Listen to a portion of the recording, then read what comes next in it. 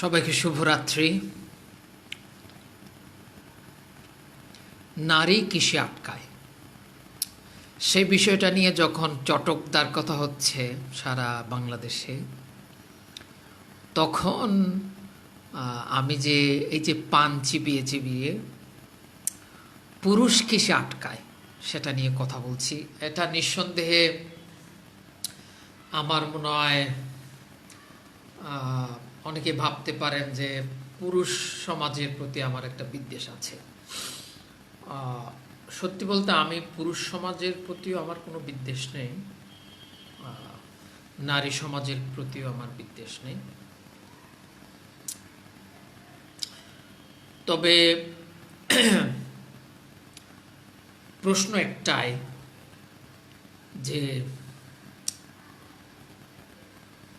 কেন এই কথাটা আসলো, নারী কিসে আটকায়, এবং ৫-৬টি ঘটনা বা কথা এখানে দেওয়া হলো যে নারী কিসে আটকায়। এখন আমরা যারা গণিত বা ম্যাথে খুব দুর্বল,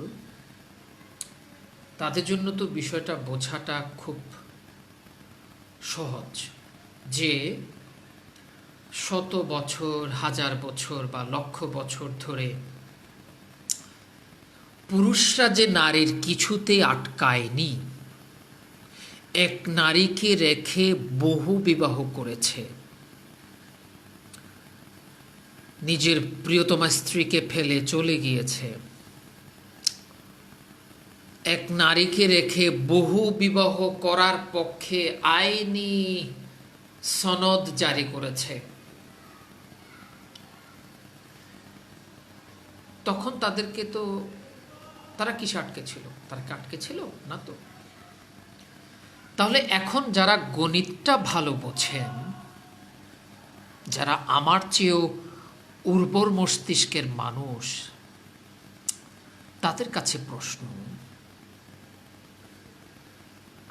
আমরা যদি নিউম্যারিক্যালি হিসেব করি কিংবা গাণিতিকভাবে বা সংখ্যাতাত্ত্বিকভাবে নিউম্যারিক্যালি কিংবা ম্যাথমেটিক্যালি হিসেব করি বা স্ট্যাটিস্টিক্যালি বা পরিসংখ্যানগতভাবে হিসেব করি, তাহলে তো পুরুষ না আটকানোর ঘটনা তো বেশি,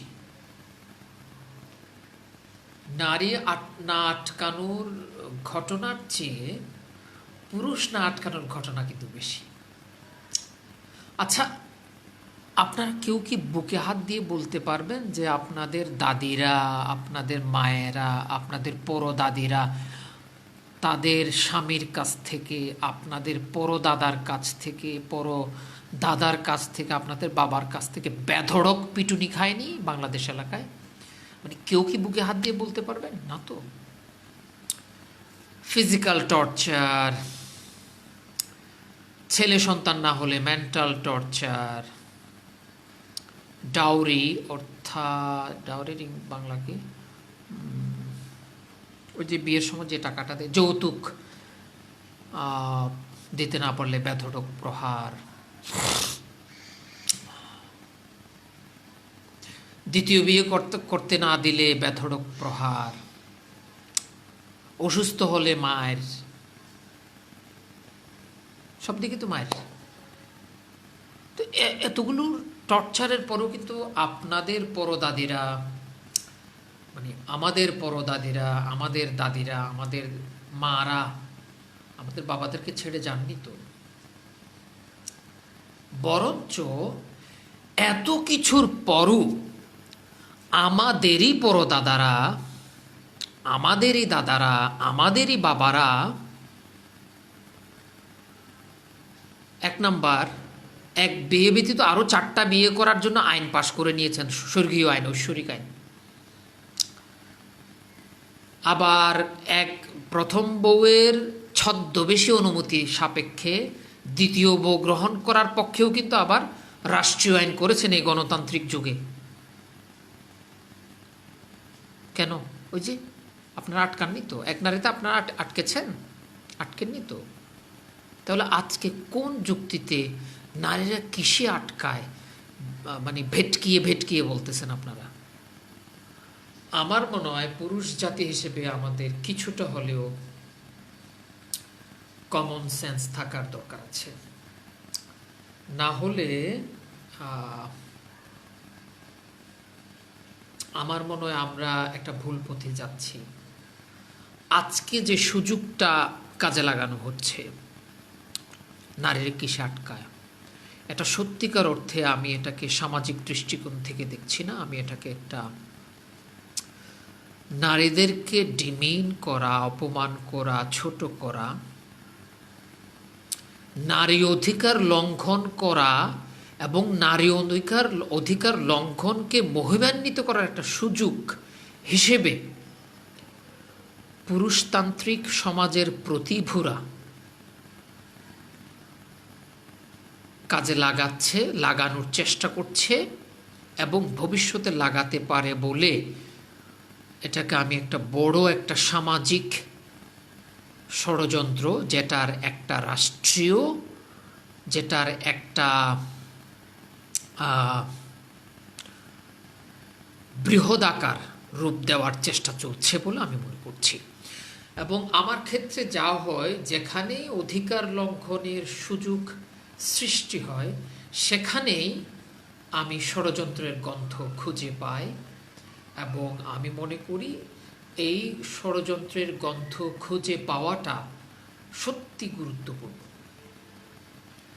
সো নারী কিসে আটকায় এটাকে আমি ফান হিসেবে দেখছি না, এটাকে আমি নারীদের অধিকার লঙ্ঘনের একটা ষড়যন্ত্র হিসেবে দেখছি এবং আমি বিশ্বাস করি এর ফলে পুরুষদের মধ্যে, আমাদের যুব সমাজের মধ্যে নারীদের অধিকার হরণ, নারীদের অধিকার হনন, কন্যা শিশুদের যৌন নির্যাতন, বহুবিবাহ, বাল্যবিবাহ, বাধ্য বিবাহ, যেটাকে আমরা ফোর্সড ম্যারেজ বলি, সেটার একটা উন্মুক্ত দরজা খোলার ষড়যন্ত্রের একটা হাস্যকর রূপ, মানে হাস্যকর না, আমি শব্দটা ভুল বলেছি, ষড়যন্ত্রের একটা লুসিড ফরম্যাট। লুসিড মানে হচ্ছে একটা মজাদার ফরম্যাট আর কি। হ্যাঁ, মানে ব্যাপারটা হচ্ছে আমি আপনাকে বিষ খাওয়াচ্ছি, বাট আমি বিষটা খাওয়াচ্ছি আপনাকে, আমি কিন্তু জাস্ট পান খেতে খেতে আজকে কথা বলবো। It's not kind of formal speech or বিবৃতি টাইপের কিছু না আসলে। সেটা হচ্ছে যে আমি আপনাকে বিষ খাওয়াবো, কিন্তু বিষটা খাওয়াবো নাম্বার 1 খুব সুন্দর টেস্টি কোনো একটা ফ্রুট কিংবা খাবারের, নাম্বার 2 খাবারের কালারটা হবে ভেরি অ্যাট্রাকটিভ, খুব আকর্ষণীয় একটা খাবারের কালার, নাম্বার 3 খাবারটা থেকে গন্ধ ছড়াবে, সুগন্ধ, নাম্বার 4 খাবারটা পরিবেশন করা হবে একটা সুন্দর পরিবেশে, নাম্বার 5 খাবারটা পরিবেশন করার জন্য আপনাকে সুন্দরভাবে আমন্ত্রণ জানানো হবে। স্বাভাবিকভাবেই এরকম 5টা উপাদান সাথে নিয়ে যখন কোনো খাবার পরিবেশন করা হয়, খাবার দেওয়া হয়, সেই খাবার লোকজন খাবে তো। এবং আজকে যেটা হচ্ছে, পুরুষতান্ত্রিক সমাজের প্রতিভূরা, ধর্মীয় মৌলবাদী গোষ্ঠী এটার সাথে জড়িত আছে। পুরুষতান্ত্রিক সমাজ যারা নারী ক্ষমতায়ন দেখে ভয় পাচ্ছে, যারা নারীদেরকে অর্গলাবদ্ধ করতে চায়, দাসী বানাতে চায়, কৃতদাসী বানাতে চায়, অতীব সতী সাধ্যী স্ত্রী বানিয়ে ঘরে আটকে রাখতে চায়, তারা নারী কিসে আটকায় এই প্রোডাক্টটা ওই 5টি উপকরণের মোড়কে মুড়িয়ে বাজারে চালানোর চেষ্টা করছে। আমার সৌভাগ্য যে আমি সেই ষড়যন্ত্রটাকে ধরতে পেরেছি এবং আমি আরও গর্বিত যে অনেক মানুষ এটাকে যে ষড়যন্ত্র হিসেবে চালানো হচ্ছে সেটা ধরতে পেরেছে। সো আমি একমাত্র নই, তার মানে অনেক মানুষ এখনো আছেন যাদেরকে সহজে আপনি ভুল বোঝাতে পারবেন না। হাজার বছরের প্রতারণার যে ফসল আমাদের মায়েরা, বোনেরা, ভাবিরা, বৌদিরা, দাদিরা, ঠাকুরমারা, ফুপিরা, খালারা, মামিরা, চাচিরা, জেঠিরা দিয়েছেন, দিচ্ছেন, সেই প্রতারণার ফল আমরা চাই না আমাদের বোনেরা, আমাদের মেয়েরা, আমাদের ভাইয়ের মেয়েরা, ভাইঝিরা, আমাদের বোনঝিরা, আমাদের চাচাতো বোনেরা, আমাদের নাতিরা, আমাদের নাতনিরা ভোগ করুক। সেটা চাওয়াটাও আসলে কিন্তু একটা সুস্থ মস্তিষ্ক সম্পন্ন মানুষের রুচিবোধ হওয়া উচিত না। মানে আমার দাদিকে আমার দাদা পিটিয়েছেন বেধড়ক, তাহলে কি আমি চাইবো আমার নাতনিকেও আমার নাতি জামাই পিটাক? চাইবো না তো। আর সেটা যদি না চাই, নারী ক্ষমতায়ন করতে হবে, নারীদেরকে বিজ্ঞান শিক্ষা দিতে হবে, দর্শনের শিক্ষা দিতে হবে, আধুনিক শিক্ষা দিতে হবে, একটা গণতান্ত্রিক ধর্মনিরপেক্ষ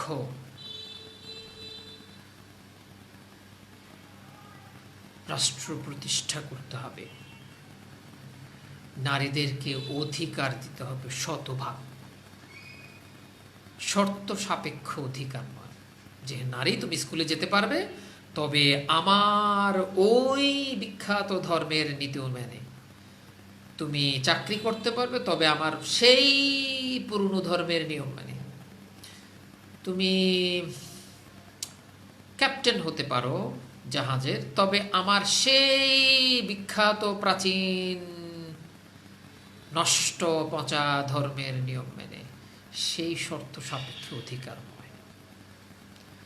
যে অধিকার এর জন্য সারা পৃথিবীর সমস্ত মানুষ ভালো মানুষ, পচা নষ্ট পুরনো ভ্রষ্ট মিথ্যুক মানুষ নয়।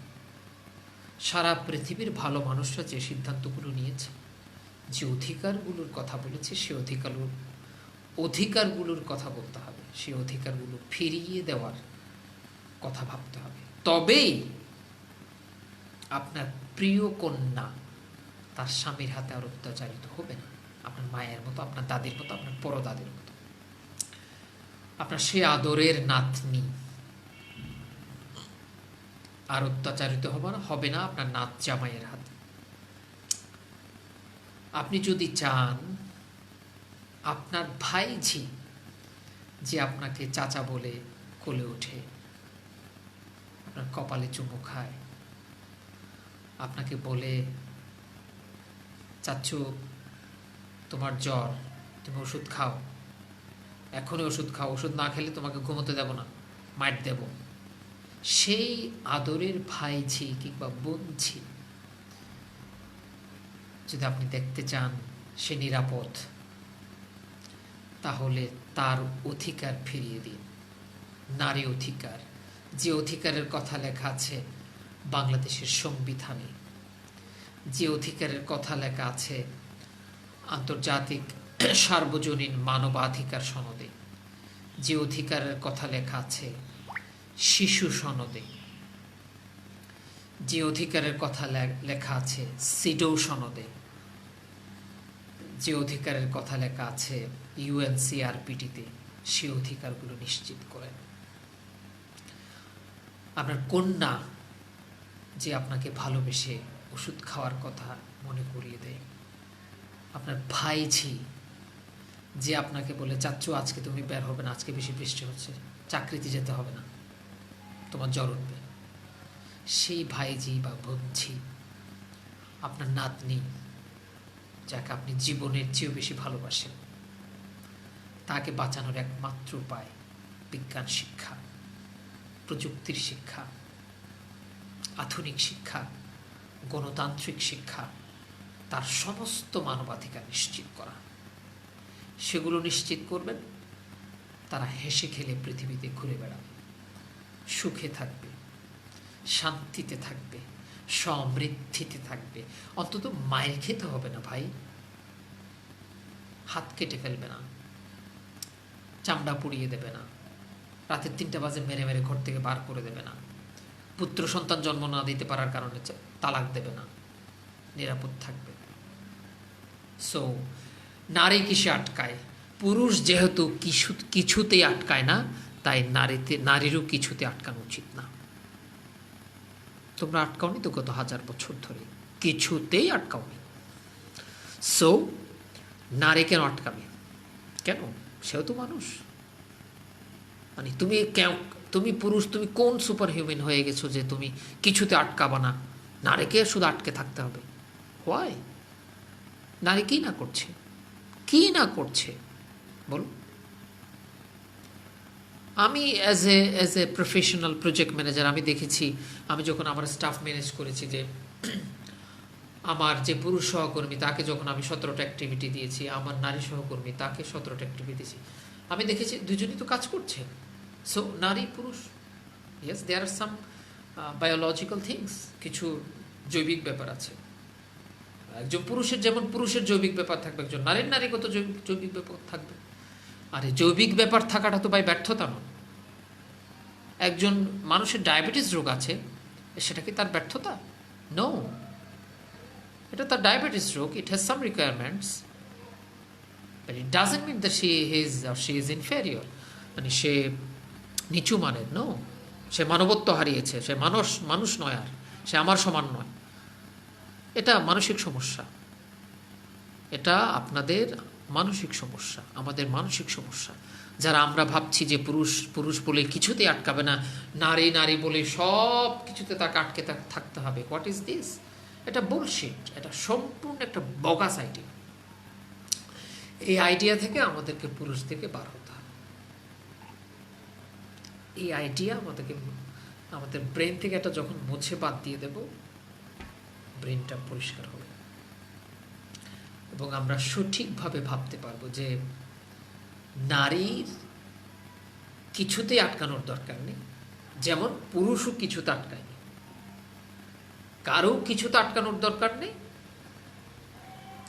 যা যেভাবে চলছে সেভাবে চলবে। আমি যদি কারোর সাথে সংসার করতে চাই সংসার করব, করতে না চাইলে করব না। আমি ভাত খেতে চাইলে ভাত খাবো, রুটি খেতে চাইলে রুটি খাবো, আমার চাকরি করতে হলে চাকরি করবো, নাহলে করবো না। আমার রাতের 3টা বাজে ঘরের বাইরে গিয়ে একটু হাঁটতে ইচ্ছে হচ্ছে, বাতাস খেতে ইচ্ছে হচ্ছে, আমি খাবো, ইচ্ছে না হলে খাবো না। আপনি কে একটি সংবিধান লিখে দেওয়ার? আপনি কেউ না, আমি কেউ না। আমার জন্য আমি, আপনার জন্য আপনি। সুতরাং এটা আমাদেরকে খেয়াল রাখতে হবে। আমি আবারও স্মরণ করে দিতে চাই, নারী আটকায় কিসে? এটা পুরুষতান্ত্রিক সমাজের একটা ষড়যন্ত্র।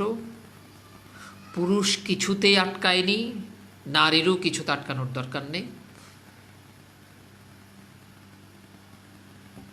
যার আটকানোর ইচ্ছা সে আটকাবে, সে নারী হোক সে পুরুষ হোক।